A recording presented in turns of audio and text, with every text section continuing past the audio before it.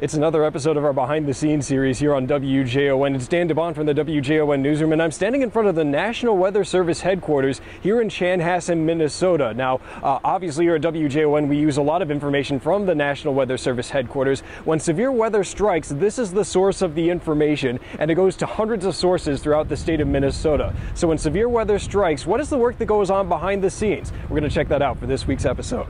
When severe weather strikes in Minnesota, the National Weather Service is in charge of issuing watches and warnings across the state. It's a crucial job to ensure that the word gets out quickly with the accurate information. Issuing warnings is no laughing matter, that you really do have an important responsibility.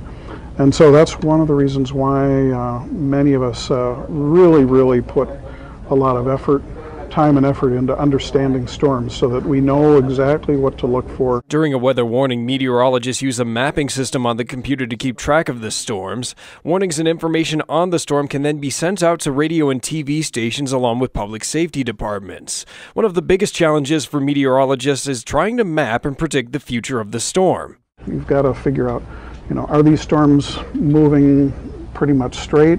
Are they moving a little bit to the right, moving to the left? Might they change direction a little bit? The public safety aspect is the largest concern for the National Weather Service. Getting the information out quickly can save lives in the state when severe weather arrives. When you do put out tornado warnings and people take shelter and people wind up being safe from those tornadoes,